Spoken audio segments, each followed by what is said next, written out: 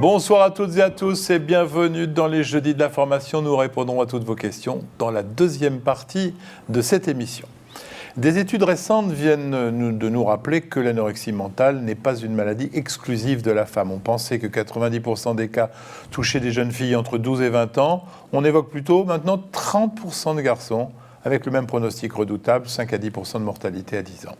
Aucune culture, aucune période de notre histoire n'échappe à cette maladie, mais les pays riches, les milieux les plus favorisés sont toutefois plus touchés sans qu'il soit possible de tirer des conclusions définitives sur les causes réelles. L'anorexie évolue plus vite que le traitement et plus on agit tôt, meilleur sera le résultat. Une bonne raison de ne pas faire l'autruche comme c'est malheureusement le plus souvent le cas, alors que de plus en plus de jeunes filles, mais aussi de garçons, souffrent d'anorexie mentale, cette grève de la faim volontaire. Nous aborderons aussi l'autre conduite alimentaire à problème, la boulimie. Alors pour en parler avec nous ce soir, le professeur Philippe Jamet, c'est le spécialiste français de cette maladie à laquelle il a consacré une grande partie de sa vie professionnelle. Une émission importante pour alerter, rassurer et surtout informer. Je vous rappelle que vous pouvez dès maintenant poser vos questions à nos invités grâce à la boîte de dialogue située en dessous de votre écran. Philippe Jamet, bonjour. Bonjour. Alors bon, c'est un plaisir immense de vous recevoir parce que vous êtes quelqu'un qui compte dans le monde de la médecine. Vous étiez venu nous faire une espèce de testament, j'allais dire, sur votre façon de transmettre. Mais moi, je vais toujours aimer beaucoup faire des émissions avec vous sur l'anorexie et la boulimie. Et j'ai l'impression qu'il n'y a pas grand-chose qui change. J'ai l'impression qu'on fait un peu toujours la même émission et que c'est un sujet qui ne bouge pas beaucoup. Alors, je veux dire, en 40 ans, est-ce que vous avez vu des choses vraiment importantes changer ? Mais malheureusement, pas fondamentalement, en tout cas sur la réponse. On a peut-être comprend un petit peu mieux peut-être ce qui se passe, mais on reste quand même relativement impuissant sur des résultats, avec aucun fond traitement vraiment novateur, ouais. et que ça reste toujours un risque de chronicisation. Ouais.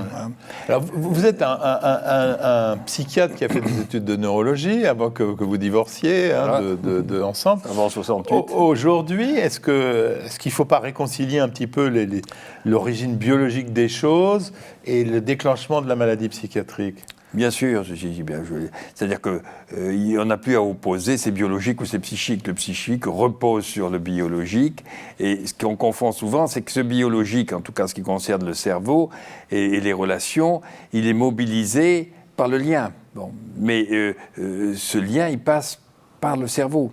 Et donc, les aléas du cerveau, la façon dont on gère les émotions, tout cela va énormément jouer, mais est mis en relation par ce lien qui est d'ailleurs, enfin dans le cadre physique de la relation, mais qui est aussi, surtout chez l'être humain, dans la capacité d'évoquer un lien avec quelqu'un. Alors, le seul fait de penser à quelqu'un, eh bien, crée des émotions, mais ces émotions, elles passent par le cerveau, mais elles sont déclenchées par le souvenir positif, négatif de tel ou tel. Bon.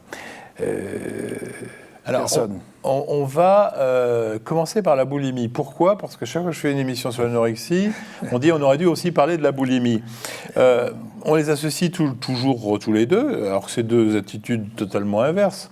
Mais oui, mais c'est comme le trouble bipolaire, il y a une ressemblance, les contraires se ressemblent. Bon.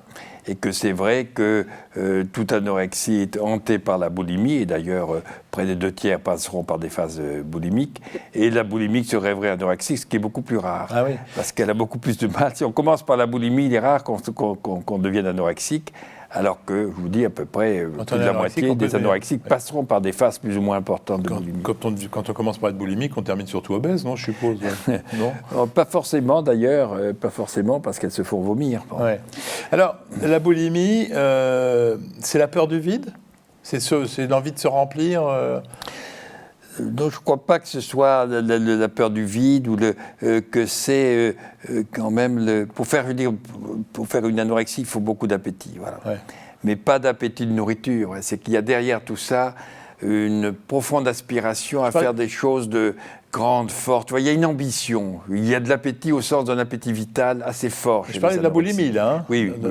D'accord, pardon. Oui. Si on revient sur la boulimie. Mais la boulimie, c'est pareil, c'est la même problématique, si vous voulez, sauf qu'elles n'ont pas probablement, du fait de leur tempérament, les mêmes possibilités de maîtrise que l'anorexie. C'est fréquent, la boulimie, par rapport à l'anorexie? Oui, c'est plutôt un peu plus fréquent que... C'est plus fréquent que l'anorexie. Mais alors, il y a un échantillonnage plus grand. C'est-à-dire anorexique, dès qu'on l'est, ça se voit et ça a des conséquences. Alors que les boulimiques, c'est plus ou moins intense, les crises. Et puis il y a cette régulation par les vomissements. Qui est systématique, c'est-à-dire Non, c'est pas systématique. C'est pas systématique. Non, pas toutes, mais c'est fréquent. Et là, ça va entraîner, si vous voulez, un spectre beaucoup plus large sur le plan symptomatique que l'est l'anorexie. Il n'y a pas donc perte de personnalité particulière de la boulimique, alors que... Il y a moins, justement, de possibilités de maîtrise, plus de changements d'humeur, il y a plus de volatilité, de variation d'humeur, et moins de maîtrise, moins d'obsessionnalisation que chez l'anorexique. On dit que pour les différences, un petit peu aussi avec l'anorexie, qu'il y a plus d'antécédents traumatiques, en particulier de viol ou d'attouchement, dans la boulimie que dans l'anorexie. Oui, plutôt un petit peu plus. Mais il y en a aussi dans l'anorexie. Oui, ça c'est assez. Oui, c'est quelque chose qui est. Oui, ça représente ces histoires traumatiques quand même un nombre important, autour des 20%. Que la boulimie, la différence de l'anorexie, peut céder spontanément à l'âge adulte? Oui, mais toutes elles peuvent à un moment, heureusement, disparaître aussi spontanément. Hein. Surtout parce qu'il y a des rencontres, il y a des améliorations de l'humeur, elles se sentent moins seules. Enfin bon, heureusement, il y a des évolutions, spontanées. Hein. Les gens peuvent rester boulimiques, borderline, toute leur vie, c'est-à-dire avoir toujours ce rapport avec... Mais ils vont garder quand même un type de personnalité, qu'on peut rapprocher un petit peu de borderline, c'est-à-dire une assez grande sensibilité aux variations émotionnelles, aux troubles de l'humeur, et une grande sensibilité à la relation aux autres, ce qui fait qu'ils n'ont pas une assurance, une confiance en eux, une stabilité émotionnelle qui leur permettrait d'avoir une constance, et ils demeurent très très vulnérables aux variations relationnelles. Alors, la différence aussi avec l'anorexie, c'est que l'anorexie, ça se voit, alors que la boulimie, c'est pas évident. C'est jamais spontanément. Jamais une femme arrive en disant je suis boulimique.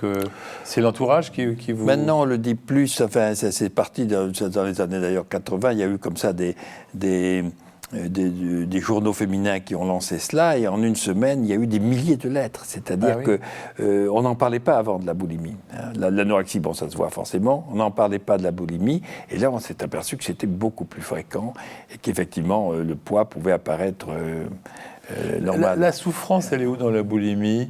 C'est-à-dire de cet acte de je mange trop, je me fais vomir. On pourrait dire qu'après tout... La souffrance, elle vient toujours de la même chose, c'est-à-dire qu'au fond, derrière, il y a un malaise, il y a une déception, comme derrière tous les troubles psychiatriques. Hein. Ce n'est pas une maladie qui se déclenche, c'est une réponse, au fond, à quelque chose de l'ordre de la déception. Voilà. Il y a une attente assez forte, c'est-à-dire il y a un désir, il y a une appétence au sens plus général, pas seulement de l'appétit, forte. Souvent comme ça des ambitions assez grandes et en même temps peu de confiance en soi. Alors vous voyez beaucoup d'appétence et peu de confiance. Bon, c'est de la même problématique, mais encore plus visible que l'anorexie, où il y a la maîtrise dans l'anorexie permet mieux de camoufler. Se priver de nourriture, ce calcul qu'on va voir dans un instant, est quelque chose qui peut être aussi pénible. Or, manger n'est pas forcément une sensation désagréable. Donc, à quel moment ça bascule? Non, mais c'est une contrainte. C'est la contrainte c'est une contrainte à manger, mais des quantités qui peuvent être énormes. Hein. C'est terrible. Il y a vraiment... et là, de se bourrer, je dirais. Donc, c'est même plus un plaisir. Il y a presque un malaise. Il y en a qui se font... Vous savez, j'ai eu des cas de rupture d'estomac. De rupture, dont une qui est morte. Bon. Tellement on avait mangé. Et ça, c'est donc, il y a là quelque chose... Mais on ne dit jamais des grands obèses, on voit toujours des reportages, que ce sont des boulimiques. Or, c'est différent. C'est différent. Parce que l'obèse, c'est plutôt un plaisir aussi de manger, alors que la boulimique, c'est une contrainte à s'empiffrer à un moment donné dans une grande vitesse et une quantité. Vitesse et pas de plaisir. Et voilà. Et pas de plaisir. Oui, c'est ça qui est la différence. C'est qu'il faut qu'il y ait comme une sorte d'apaisement par le côté bourrage de nourriture. Vous venez de nous raconter un cas dramatique, effectivement, de rupture d'estomac mortelle, mais ça peut être grave. Pourquoi la boulimie ? Parce que on comprend l'anorexie, on va voir. Bien sûr. Mais la boulimie, pourquoi elle peut être grave ? Parce que là aussi, ça peut être grave et ça peut être mortel. Parce que notamment à cause des vomissements et puis des troubles, des désordres hydroélectrolytiques. Donc d'abord vomissement, il y a eu des cas où elles ont fait une fausse route et ce sont là aussi. Et puis des troubles notamment du potassium. Parce que c'est vraiment des vomissements quotidiens, on va dire. Ça peut pluricotidien. Vous traitez ça toujours. Mais comment vous traitez ça ? C'est presque plus difficile que l'anorexie. Il est presque plus facile de lever une contrainte à un moment donné, puis en même temps on peut les nourrir de force, que contraindre quelqu'un. C'est-à-dire que la boulimie, à part la surveiller, on ne peut pas c'est beaucoup plus difficile de l'empêcher. Vous faites quoi ? C'est que de la psychothérapie de soutien ? Alors oui, et puis il y a quand même souvent les antidépresseurs qui vont... Toujours sous-jacent ? Voilà, toujours sous-jacent, parce que derrière tout ça, il y a de l'angoisse. Et il y a un malaise. Donc, comme tous ces troubles dits psychiatriques, ce n'est pas une maladie, on n'attrape pas la boulimie. C'est une réponse à une situation d'angoisse et de malaise. Et très liée quand même à un fond d'humeur dépressive. D'accord. Alors, on va passer à l'anorexie. Déjà, au départ, on dit que 8 femmes sur 10 souhaitent perdre du poids. On nous rabâche sans arrêt que nous sommes trop gros. On peut être... pas étonné qu'au final, on ait des gens qui arrêtent de manger. Ou alors ça n'a rien à voir. C'est pas rien, c'est pas l'élément essentiel, parce qu'il ne faut pas oublier que tout ça, ça a été décrit de tous les temps. Depuis l'Antiquité, on a des exemples. Et que la grande description de l'anorexie, par exemple, est la fin du 19e, à un moment où... avant les mannequins... totalement. Mais bon. Donc, je pense que c'est pas ça qui crée, mais ça renforce la facilité pour des anorexiques de justifier leur attitude. Parce que tout ça, encore une fois, on ne décide pas de devenir anorexique ou boulimique. C'est une contrainte. Il y a quelque chose qui se rapproche de l'addiction. C'est-à-dire qu'il y a un malaise et qui provoque une attitude, l'un ou l'autre, l'anorexie ou la boulimie, ou les deux, parce que ça peut alterner, et qui est une réponse, moi j'appelle adaptative, parce que en faisant ça, c'est un anxiolytique, c'est leur anxiolytique. Sauf qu'elles sont plus mal après qu'avant, parce que ça les affaiblit. Mais sur le moment, il y a un soulagement. Non, mais l'anxiolytique, on peut comprendre que d'être boulimique, il y a cette notion de se remplir, même si c'est dans l'anorexie, c'est cette privation qui est anxiolytique. Oui, cette privation qui leur donne un sentiment sténique, un peu comme les contraintes aussi obsessionnelles, elles sont souvent associées. C'est que en se privant, il y a une espèce d'euphorie antidépressive qui les rassure. On dit souvent que ce sont plutôt des filles, et plutôt très intelligentes, et qui gèrent parfaitement bien que les médecins se font... Nos confrères qui disent « Moi, on peut gérer les calories ». Elles sont capables de gérer sur la semaine Oui. Et puis même, elles ont souvent je connais des anorexiques qui vont alors après se calmer, disons, en allant dans les grands magasins, pendant 1 heure ou 2, lire toutes les calories des boîtes d'alimentation. Quel que soit leur niveau intellectuel. Mais elles sont capables de faire de donner le change à la famille, aux médecins, de faire un repas normal, en sachant qu'elles vont éliminer dans une semaine et pas le soir même. Et encore une fois, des boulimiques aussi. Moi, j'ai connu une femme boulimique de 50 et quelques années, avocate, et dont ni les membres de la famille, ni ses enfants, ni son mari, ni ses collègues ne savaient qu'elle avait des crises boulimiques, et elle s'arrangeait à avoir ces crises plusieurs fois par jour, alors que tout le monde ignorait. Elle avait plus de 50 ans, son mari ignorait qu'elle était boulimique. Donc là, ce n'était pas une souffrance sociale, c'était une souffrance personnelle. Alors que dans l'anorexie, il y a quand même une espèce de souffrance sociale, tout le monde est interpellé par ça. Oui, mais secondairement, parce que au départ, c'est une souffrance intime, hein, c'est pas au niveau. Oui, mais dans l'anorexie, l'anorexie, on ne décide pas de maigrir. Oui, non, mais je veux dire, oui, mais seulement tout le monde participe. C'est-à-dire que oui. le drame de l'anorexie, c'est un drame familial, c'est pas un drame d'une personne. Oui, ça retentit sur tout le monde de façon évidemment plus flagrante, mais c'est vraiment ce qui provoque ça, c'est quand même un énorme malaise personnel.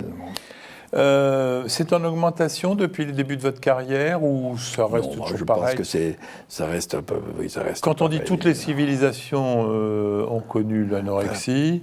Du moins, ça existe depuis assez longtemps. Il y a des descriptions dans l'Antiquité. Il y a une. Alors, on ne sait toujours pas, en fait, le facteur déclenchant. On en connaît quelques-uns. Il peut y avoir des traumatismes, mais en règle générale. Ils sont un peu spécifiques. Hein. Ouais. Mais c'est ça, c'est ce sentiment. Je dirais, en gros, c'est qu'il y a une déception majeure. C'est qu'il y a un moment.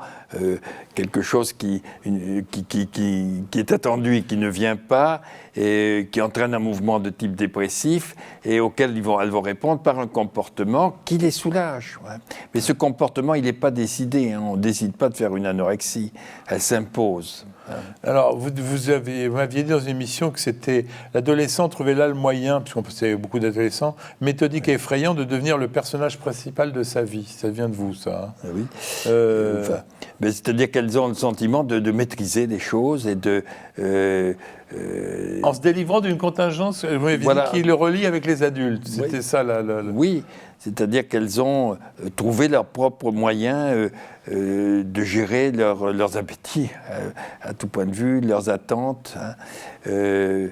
Mais quand même, ça reste dans un fond de dépression, de tristesse et d'angoisse. Hein. C'est donc pas uniquement une simple histoire de poids comme on la résume, c'est une mauvaise acceptation de soi et de mésentente familiale. Mais ça vient, je veux dire, comme tous les troubles psychiatriques, c'est une réponse. On l'attrape pas, c'est pas une maladie qu'on attrape comme ça. C'est sur un terrain plus ou moins prédisposé, parce que n'importe qui fera pas une anorexie. Il faut probablement avoir des éléments qui rendent plausible cette conduite. On en sait un peu plus sur... Pas tellement sur le plan génétique, sauf qu'on sait bien que c'est très lié à des troubles d'ordre anxieux, à des réponses obsessionnelles, à des besoins de maîtrise. Voilà. Mais c'est des réponses à une série de déceptions, je dirais, d'un malaise. Et cette réponse, elle n'est pas décidée. C'est qu'elle s'impose. À un moment donné, la conduite anorexique démarre, et en étant anorexique, elle est moins mal.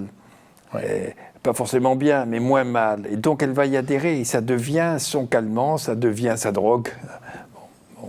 Et de son point de vue... Justement, vous parlez de drogue, est-ce qu'on a trouvé des relations entre la consommation d'alcool ou de substances... Mais on peut les voir alterner. Moi, j'en ai vu passer à l'alcoolisme, et j'ai même eu plusieurs cas de mort par une alcoolisation massive.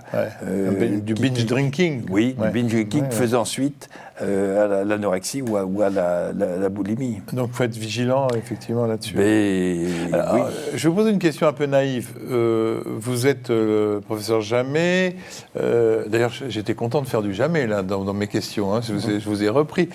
Vous connaissez parfaitement ça. Est-ce que vous êtes capable, quand vous voyez peut-être parmi les enfants de vos amis, des adolescents, de dire celle-là, elle a vraiment même si elle a pas, elle a une personnalité qui pourrait la conduire vers l'anorexie.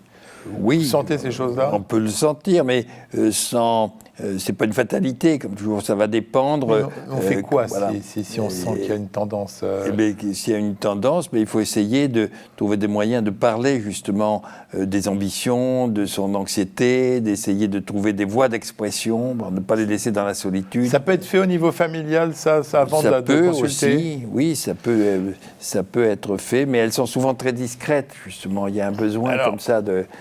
À chaque fois que je vous invite, j'ai mon contre-pied qui arrive, toujours. Je vous dis toujours, l'apparition de la maladie chez le nourrisson, ça met quand même... Il paraît que les nourrissons peuvent être anorexiques. Et l'anorexie du nourrisson, oui, ça existe, mais c'est quand même très différent. Voilà, parce que là, c'est beaucoup plus réactionnel. Quoi. Oui, mais réactionnel, c'est un truc simple, parce que... Oui, c'est réactionnel à une mauvaise adaptation entre la mère et l'enfant. Et que par contre, ces anorexies du nourrisson, c'est pas un signe qui laisse prévoir qu'elle puisse devenir anorexique. Il n'y a pas de lien avec l'anorexie. C'est dur, parce que c'est facile de nourrir un nourrisson quand même, de l'obliger à nourrir. Oui, c'est dur, mais c'est assez vite mobilisable quand on arrive à... c'est très lié à l'anxiété aussi de la mère. D'accord. Voilà. Et que donc là, si on arrive à intervenir comme ça, à aider la mère dans sa relation, c'est quelque chose qui disparaît assez facilement. Et encore une fois, ça ne présage absolument pas d'une anorexie adolescente. C'est très différent. Alors là, on est dans l'exceptionnel. Mais on va revenir dans... Et puis on est vraiment dans l'interaction. Oui, mais c'était juste un petit peu pour faire un clin d'œil en disant, bon, on va rentrer dans le... On va revenir dans le normal, je veux dire, ou du moins de ce qui peut vous arriver à vous qui voyez des patients. C'est impossible de faire... C'est très important de faire le diagnostic tôt, j'ai bien compris. C'est pas une lutte contre la faim, ou c'est une lutte contre la faim et pas une perte d'appétit, l'anorexie, hein, on est d'accord. Comment on fait si on soupçonne une anorexie chez une petite patiente, on fait quoi ? Il y a que le poids, il y a que l'index qui sont des valeurs. Je crois qu'à ce moment-là, il faut pouvoir en parler, là, comme pouvoir dire qu'est-ce qui se passe, qu'il y a quand même toute une série de signes, il n'y a pas que l'anorexie, en général de retrait, de fermeture sur soi, d'assombrissement, de prise de distance, d'isolement, d'arriver à parler de cela et de dire mais ça retentit sur l'appétit et il ne faut pas que vous vous abîmiez. C'est-à-dire qu'il faut qu'il y ait une surveillance qui soit faite du poids. Pas nécessairement avec un projet très précis de reprise de poids, mais d'une surveillance qui fait que on ne laisse pas s'installer. Mais le diagnostic, vous dites à quelqu'un, à des parents, votre fille est anorexique, quand c'est pas en observant, c'est parce que... oui, mais c'est parce l'index de masse corporelle. Voilà, il y a cet amaigrissement progressif, il y a l'arrêt des règles quand il y a eu des règles, qui est quand même un signe très fort et qui montre bien que justement tout ça n'est pas voulu, c'est pas simplement un régime. Il y a tout un état de stress de l'organisme et qu'il faut qu'il y ait un suivi à la fois psychologique et physique, corporel. Il y a une obsession de la nourriture, mais de décoder la nourriture. Vous dites ils sont sans arrêt en train de regarder les calories. Oui, les calories. Il y a tout un aspect d'obsessionnalisation de la vie, en essayant de contrôler tout ça, et puis avec des régimes particuliers, ceci est bon et ça c'est pas, tout un tri. Avec des variantes, mais enfin, c'est un enfermement dans une conduite. On dit qu'il faut se méfier aussi de l'hyperactivité phisique. Alors, il y a une hyperactivité très grande, ils montent et descendent des escaliers, il y en a qui se font dans des escars, en sautant d'un pied sur l'autre pendant des escars, et qui peuvent marcher des kilomètres, ou aller faire du vélo, s'épuiser dans les... ça peut prendre une dimension très, très, très forte, dont on voit bien le côté contrainte, et pas du tout... comme elle voudrait le faire croire, que c'est un comportement volontaire, décidé et maîtrisé. Alors, il faut se dire que c'est une maladie sérieuse. On a toujours tendance à dire que ça s'arrangera avec le temps.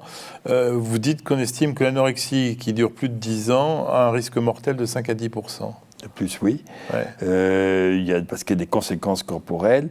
Et puis qu'il y a quelque chose qui aussi m'a frappé, c'est que le corps s'habitue aussi à cette anorexie. Et si j'ai pu remarquer que quand il y avait des réalimentations, même forcées, qui étaient faites de manière assez régulière, qu'on ne laissait pas plus d'un an quelqu'un avec un indice de masse corporelle très bas, eh bien, il y avait moins de risque de chronicisation. Et j'ai toujours cet exemple d'une jeune femme là, qui est devenue médecin, une des premières que j'avais suivies, qui avait eu un suivi de 10 ans et 33 hospitalisations.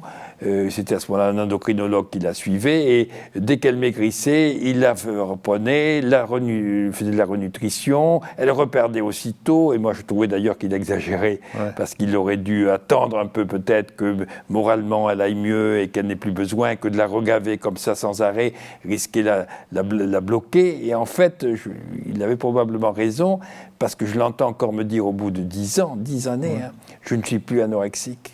Je ne comprends pas comment on peut être anorexique, je le voudrais, je ne le pourrai plus. Elle n'aurait plus jamais été. C'est ça aussi où on voit bien le contrainte. C'est quand elles ne le sont plus, elles ne comprennent plus. Il y a une bonne partie ne pourront plus l'être, parce que ça ne correspond plus à leur vécu émotionnel. Et que, par contre, s'il y en a qui restent avec un poids très insuffisant, qui ne les met pas peut-être en danger de mort, mais qu'elles ne reprennent pas, le corps ne s'habitue pas à une reprise corporelle, mais je pense que si ça dure plus de 5 ans, ça devient très difficile de récupérer, même si psychologiquement, elles sont plus ouvertes, acceptent de plus manger, mais le corps ne suit plus. Il y a quand même 1 sur 3 qui va guérir sans séquelles. Il faut aussi donner un message d'espoir.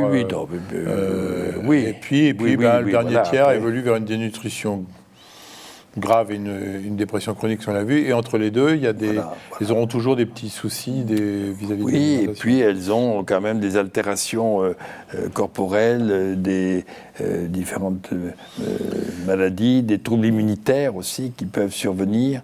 Elles sont souvent à ce moment-là fragilisées dans la chronicité. C'est-à-dire, c'est vraiment... il y a un vrai danger, et c'est pour ça qu'il est important aussi, je pense par moment, d'imposer une renutrition.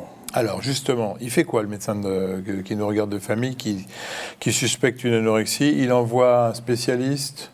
Je crois que oui, il faut en parler aux parents, essayer d'expliquer ce que c'est. C'est pas comme ça. Est-ce que c'est le rôle du médecin de famille, ou est-ce que c'est le rôle il peut quand même un peu. Je pense que c'est bien aussi parce qu'on a confiance en lui, il connaît.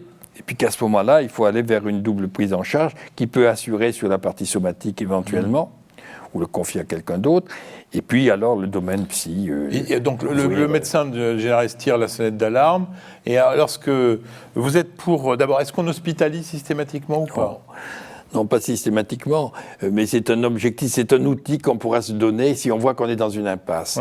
Mais au départ, il n'y a pas nécessairement, sauf si vraiment il y avait une chute de poids très importante ou qu'il y ait une bradycardie, enfin un certain nombre de signes objectifs.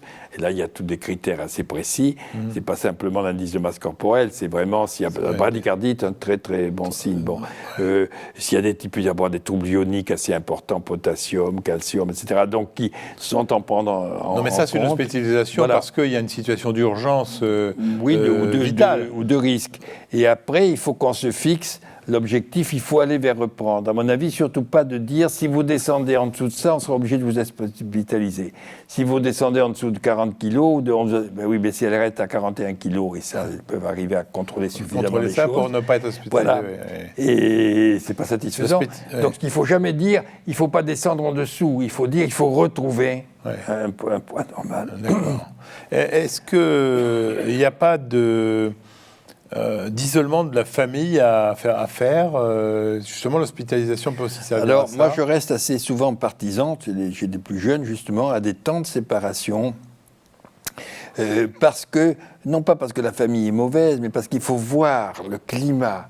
Ce qui compte beaucoup dans tous ces troubles dits psychiatriques, enfin émotionnels, c'est le climat familial. Si vous êtes dans les tensions et dans l'angoisse permanente, c'est stressant. Enfin, c'est bon. Et qu'est-ce qu'il y a de plus stressant que de voir sa propre fille en train de perdre, et de se voir comme si elle sortait des camps de concentration? Enfin, c'est une angoisse. Et cette angoisse fait qu'il y a une surcharge émotionnelle, ne serait-ce que dans le regard.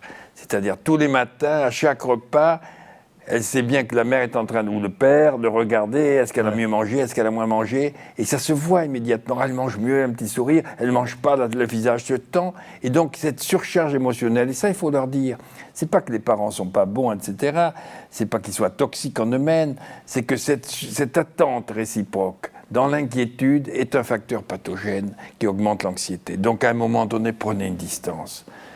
Et je reste assez partisan, puisqu'on l'est maintenant, de l'hospitalisation. Alors bien sûr, on essaie de diminuer parce que ça coûte cher, de faire de l'hôpital de jour, etc.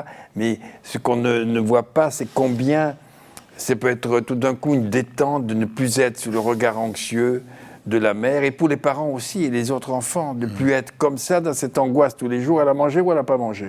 Alors justement, vous aviez un service où il devait y avoir un certain nombre d'anorexiques dans votre service. Oui. Est-ce que de les mettre ensemble, c'est un facteur de motivation ou de compétition ? Les deux. Les deux, oui. Et je pense que ça se... Bon, voilà, finalement, on le gère assez bien. Alors, c'est vrai qu'il y a des phénomènes comme ça de comparaison, et où il y a les failloteuses, celles qui remangent, et puis les résistantes, celles qui sont les vraies, qui ne reprendront pas. Ouais. Bon, ben, voilà, ça, on travaille cela, on fait des... on fait des modifications, on en parle, il y a un travail de groupe. Bon, ça se gère. Hein. Je crois que c'est bien qu'il y ait des services qui soient habitués aussi. Oui, ben alors justement, les unités spécialisées ont des meilleurs résultats que, je suppose, que ceux qui ne sont pas spécialisés. C'est une banalité de dire ça, mais en général, il y en a beaucoup en France.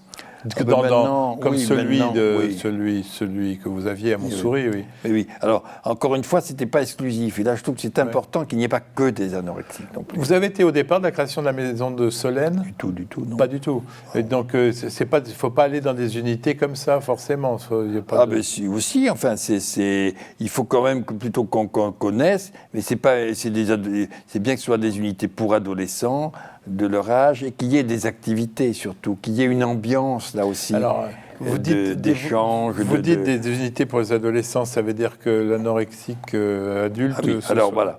Elle se soigne où, celle-là ? Oui, c'est un grave problème, parce qu'effectivement, actuellement, il y a eu quelques services comme ça qui s'étaient spécialisés dans l'anorexie. Et actuellement, ils ont tendance à disparaître, ne serait-ce que parce que c'est pas rentable.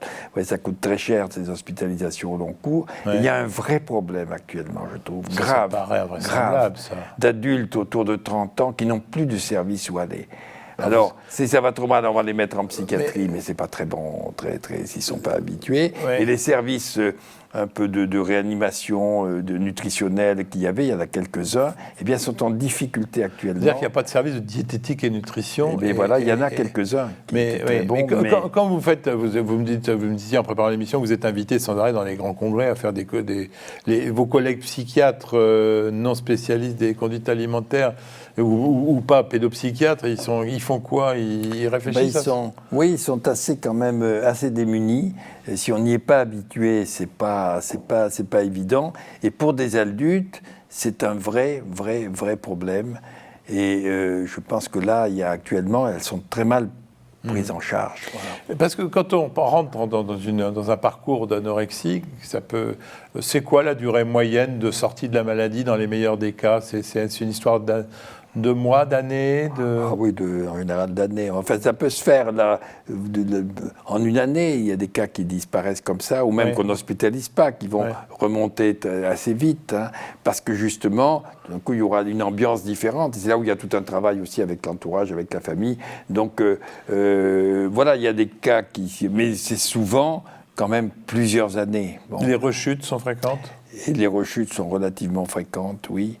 Et puis il y a des formes aussi tardives, des formes qui démarrent à 40 ans, ou même, j'ai vu, à la retraite. Il y a eu des anorexiques qui n'avaient pas d'antécédents. Vous faites peur, là, mais d'un autre côté... il n'est jamais trop tard. Je peux rattraper. Bon. Mais voilà, où il y a des formes assez typiques, c'est pas très fréquent, mais ça se voit, où il est vraiment...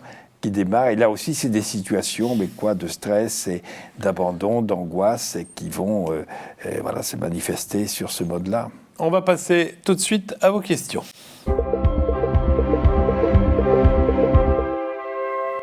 Alors, il paraît qu'on n'a pas évoqué les liens entre la dépression et l'anorexie. On a parlé de la boulimie, mais pas de l'anorexie. Oui.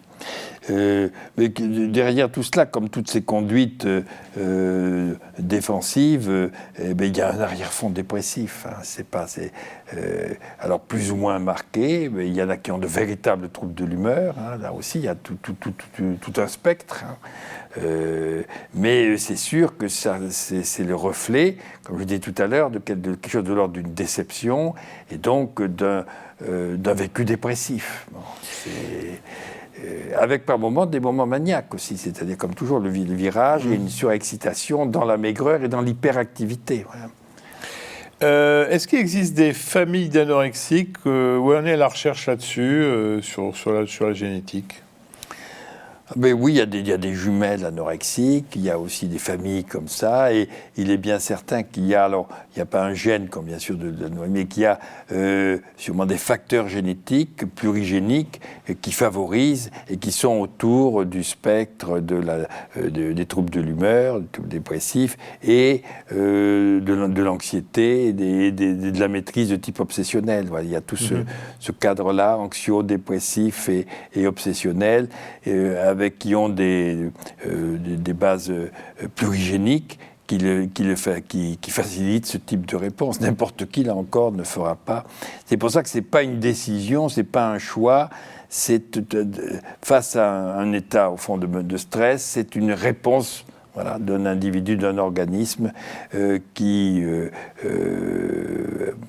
va une fragilité qui va l'amener à répondre sur ce mode-là. Vous avez évoqué les jumeaux, je suis une question là-dessus. L'anorexie chez les jumeaux, ça existe, j'en ai dans ma clientèle. Est-ce que ça a été étudié ? Quelles sont les conséquences positives ou négatives, le fait d'être soit chez des jumeaux ? C'est plutôt pas très positif, c'est-à-dire les effets d'entraînement sont plutôt négatifs. Mais il faut arriver à les différencier, aussi. Oui. Et ça complique un petit peu plus les choses en général. Avec tous ces aspects-là aussi de rivalité qui jouent au niveau du stress. C'est pas au niveau intellectuel qu'elle va entrer en rivalité, c'est que tout de suite, de voir que l'un, ça va mieux, l'autre se sent un peu de côté. Donc ça complique un peu les choses. Oui. Les réseaux sociaux, Internet, les sources d'information sont nombreuses pour des malades qui ont la réputation d'être intelligentes. Est-ce que ça a un effet péjoratif ou est-ce que vous voyez des différences ? Les deux, quoi. Comme toujours, ce genre d'émission, ça peut justement dédramatiser, montrer que, on peut y faire face et en sortir, mais il y a aussi des effets d'entraînement et de concurrence. C'est-à-dire, il y en a qui vraiment se font des paris, aussi il y a des sites comme ça, pro-anorexique, où on va vanter, où on va essayer de mesurer l'écart entre les cuisses comme ça et en faire trafiquer des photos pour dire tu dois être comme ceci, tu dois être... Tout ça peut se pervertir, entre guillemets, et il y a des sites vraiment qui sont négatifs. Une dernière question, problème d'un psychiatre qui dit que l'anorexie, c'est la mal-aimée de la psychiatrie, mais bon, je ne sais pas si on peut dire ça. Enfin, non, pas spécialement, sauf que... Je ne pense pas, ça a pu être à un moment donné, parce que, c'était vécu comme, au fond, c'est un caprice, enfin, vous savez, je dois dire, j'ai connu quand même une époque où il y a eu des services où on faisait, quand elles rejetaient la nourriture ou vomissaient, on leur faisait remanger. C'est-à-dire qu'il y a quand même, dès qu'on pousse un petit peu, l'être humain a des capacités sadiques assez... alors on n'est pas obligé de faire des choses comme ça, on peut être très ferme, mais sans... Et puis cette idée aussi, c'est un caprice, que si elle voulait, si on voulait quand même, on pourrait. Non, c'est pas... Écoutez, vous savez ce qui se passe, c'est qu'on va conclure, et comme toujours, la conclusion, c'est pas moi, c'est vous. Au bout de toutes ces années consacrées à l'anorexie, vous n'aviez pas envie de baisser un peu les bras ou... Non, parce que d'une part, je trouve qu'il y a quelque chose de triste et de très... justement par rapport à toutes ces potentialités positives et qui finissent comme ça, alors que c'est même pas voulu, et que c'est pour moi un très bon exemple. Il y a, comme toute la psychiatrie, c'est un miroir grossissant de ce que nous sommes, comment le fait d'avoir plein d'envie, mais pas de confiance en soi, peut conduire à essayer de retrouver une maîtrise. Or, la maîtrise, on ne la trouve jamais dans l'échange et le plaisir, on la retrouve que dans la destructivité, c'en est une forme. Voilà. On retrouve une forme d'action, de pouvoir, on se ressent acteur, là où on a l'impression qu'on ne va pas arriver à ce qu'on voulait avoir, eh bien on se retrouve toujours acteur dans la destructivité. C'est pour moi, la grande leçon de tout cela, c'est que voilà, la vie c'est aléatoire et au risque de la déception, parce que la vie c'est une co-construction avec les autres. Et par contre, quand on coupe les liens, et là c'est un sacré coupure de lien avec la vie et la nourriture, eh bien on retrouve une maîtrise qui sur le moment vous donne un sentiment d'exister et qui vous conduit potentiellement à la mort, tout en vous donnant le sentiment de redevenir maître de leur destin.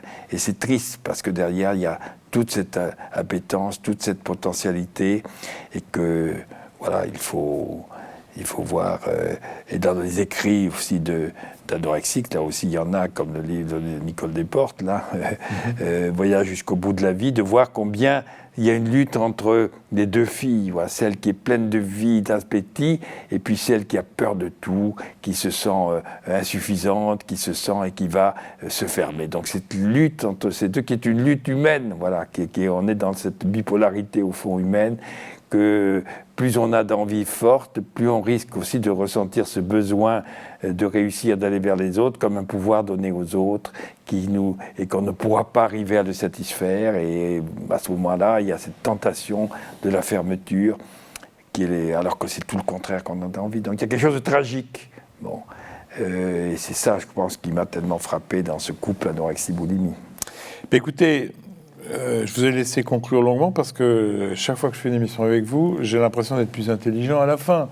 Donc c'est ce qu'on veut. Et surtout, ceux qui nous regardent, on n'a pas donné de recette, on n'a pas donné de solution miracle, mais au moins une chose, c'est qu'on a essayé de faire comprendre un peu mieux ce que ressentent. C'est pas une fatalité. C'est pas une fatalité. Merci Philippe Jamet, merci d'être aussi fidèle à nos émissions. Je vous rappelle l'adresse mail des Jeudis de la Formation pour vos commentaires et suggestions, jdflemoine@gmail.com. Pour voir les émissions, il suffit d'aller sur le site de fréquencemédicale.com.